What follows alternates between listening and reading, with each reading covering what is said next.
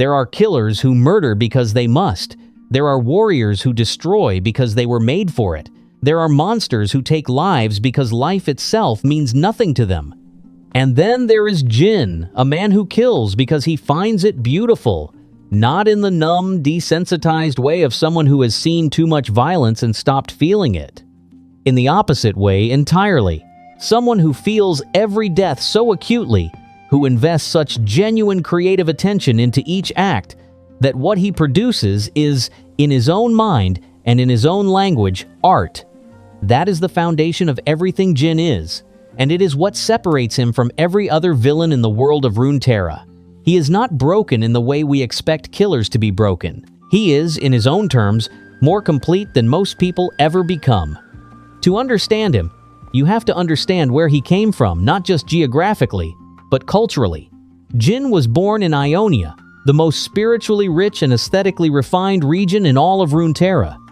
Ionia is a land where art and spirit are not separate concerns but deeply intertwined, where beauty is considered a form of truth, where craftsmanship is treated as a kind of devotion, where the way a thing is made matters as much as what it does.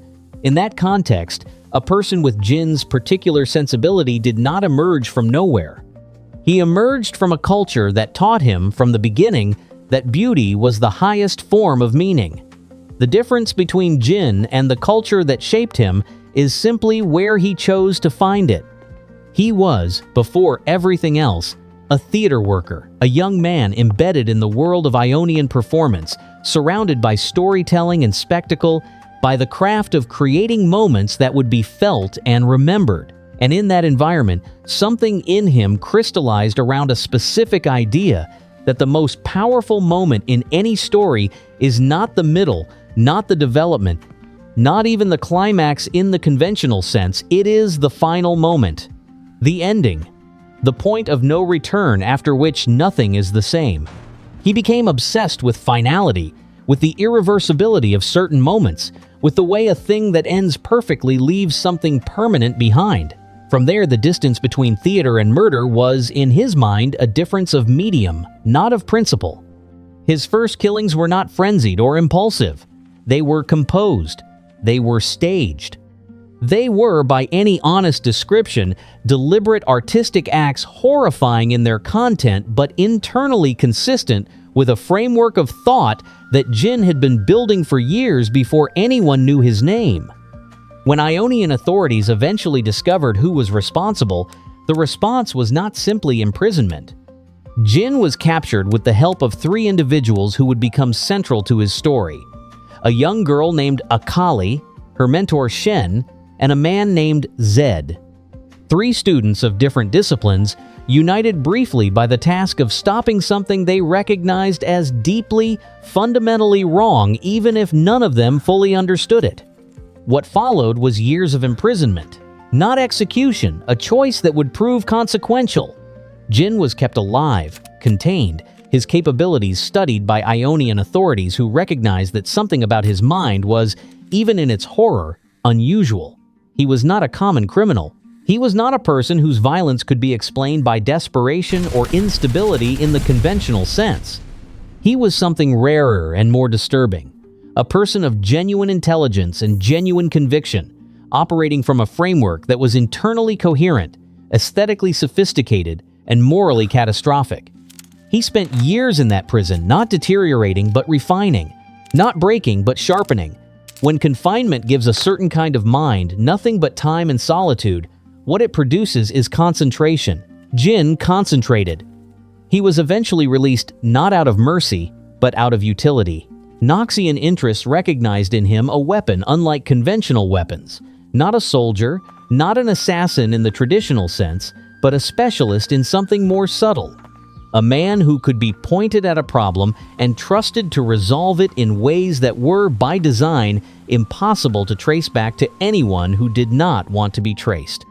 He was given tools, given resources, given a name in the intelligence world, and given, crucially, enough latitude to work in the way he needed to work. Because the thing about Jhin that anyone deploying him had to accept was that he could not simply be directed to kill cleanly and move on. He had a process, The process was the point. If you wanted what he offered, you accepted the entire package, including the composition, including the staging, including the four-shot structure that defined everything he did. That number 4 is where the philosophical and psychological heart of Jhin's character lives. In his mind, 4 is not simply a preference or a habit, it is a truth. It is the number of perfection, of completion, of the form that contains everything necessary and nothing excessive. 4 shots from his weapon, 4 kills in each composition, 4-part structures and how he arranges what he leaves behind. To an outside observer, this is obsessive behavior, the mark of a mind that has organized itself around an arbitrary fixation. But that reading misses the point. For Jhin, the constraint is not a limitation, it is the source of beauty. Art, in his understanding, is never unlimited. Art is what happens when absolute constraint meets absolute intention. The 4-shot limit on his weapon is not a flaw he works around. It is the rule that makes everything he does meaningful. The 4th shot is not just the last shot, it is the resolution. It is the note that makes the whole piece make sense. This is the part of Jhin that is hardest to engage with, honestly, the part that requires acknowledging that his framework, however horrifying in its application, is not incoherent. He is not wrong that constraint produces beauty. He is not wrong that endings give meaning to what came before. He is not wrong that performance and reality can blur in ways that are deeply powerful. These are ideas with roots in legitimate aesthetics, in real philosophy of art, in things that thoughtful people have argued seriously for centuries. What Jhin has done is take those ideas and follow them, without a single internal break, to their absolute conclusion, a conclusion that treats human lives as material, that finds in the irreversibility of death the purest possible version of a final note, that sees suffering not as something to be minimized, but as something to be framed correctly.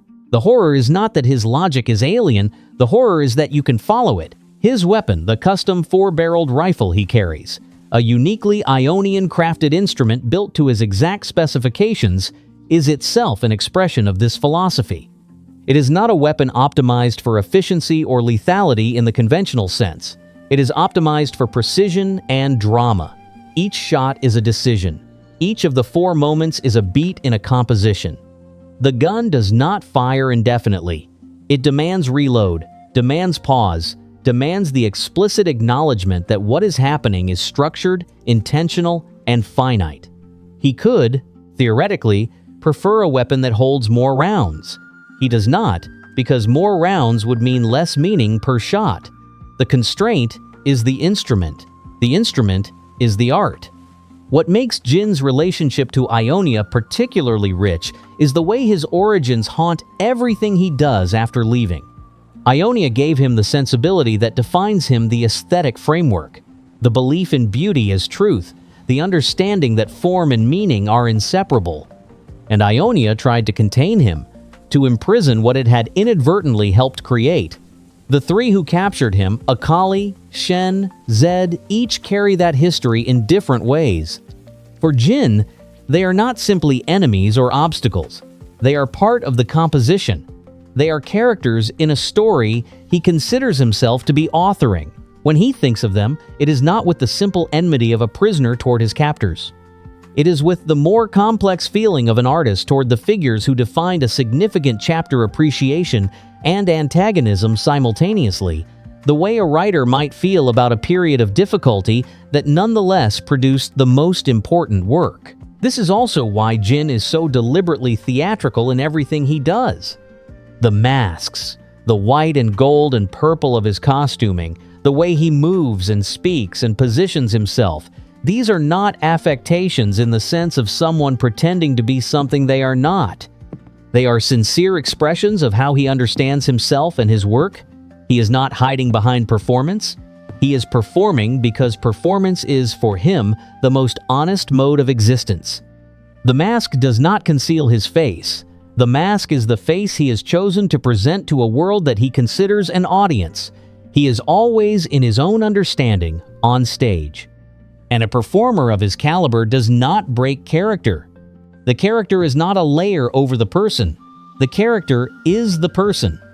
There is also something worth examining in the way Jhin relates to recognition. He is not anonymous by preference. He is strategic about visibility. He wants his work to be seen. He wants the composition to be observed, to be felt, to produce the reaction it was designed to produce.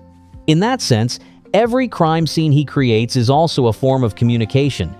He is speaking to an audience. He needs the audience the way any artist needs an audience, not for validation in the shallow sense, but because art that is never perceived is, in his philosophy, incomplete. The fourth shot means nothing if no one hears it land. The arrangement of his work is designed to be found, to be interpreted, to be understood as the product of an intentional mind. He wants to be recognized not as a killer but as what he believes himself to be, the greatest artist alive. And that phrase, greatest artist alive, is not ironic in his mouth. It is a sincere statement of self-assessment, and it is not made from a place of insecurity seeking confirmation. It is made from the same calm certainty with which a mathematician states a proof. He has examined his own work, he has measured it against everything else he has encountered, and he has reached a conclusion. Other artists work with materials that can be revised, adjusted, reconsidered. He works with a material that offers no revision, only the one chance, only the finality of something that cannot be undone, and he considers that the hardest and most honest medium there is. Everything else is draft. What he does is publication. This is where his story becomes genuinely difficult in the most adult sense, not because it is graphic, but because it demands something of the person engaging with it. It demands the question, what do you do with a character who is genuinely skilled, genuinely intelligent, genuinely devoted to something, and genuinely irreparably monstrous? The comfortable answer is to dismiss the skill, to deny the intelligence, to call it all performance and emptiness beneath. But Jhin does not offer that comfort. He is what he appears to be, a real mind, fully present, fully committed, doing something with complete and conscious intention. The horror has no gap in it where you can stand and tell yourself this is not what it looks like. And perhaps the deepest thing about him, the detail that takes the longest to settle, is that he is not unhappy. He is not suffering. He is not a man in pain who expresses it outward. He is a man who found at some point early in his life exactly what he wanted to do and has been doing it ever since with the total absorption of someone who has never had to ask whether their work matters to them. In a world full of characters defined by wounds, by things they lost, by things they are trying to become or return to, Jhin is defined by a terrible form of wholeness. He arrived. He knows what he is. He has no questions about his purpose. That quality, the quality of a person completely at home in themselves, is usually the quality we admire in others. In Jhin, it is the most disturbing thing about him, because what he is at home in is something no world should have to accommodate. That is why he matters as a character, not as a spectacle of violence or as a villain to be defeated, but as a genuine examination of what happens when aesthetic devotion is uncoupled from ethics entirely. He is the question of whether beauty can be real if it is also monstrous. He is the argument that form can be perfect and content can be unforgivable simultaneously. He is, in the end, the most honest possible portrait of a certain kind of human capacity. The capacity to pour everything you have into something, to make it as good as it can possibly be, and to have that something be an act of irreversible harm. Jhin does not ask for your sympathy. He does not need your understanding. He has already moved on to the next composition. He is already thinking about the fourth shot, and somewhere, in the framing of something terrible made with complete and genuine care, the question he leaves behind is the one that takes the longest to answer. How much of what we call beauty depends on looking away from what it cost?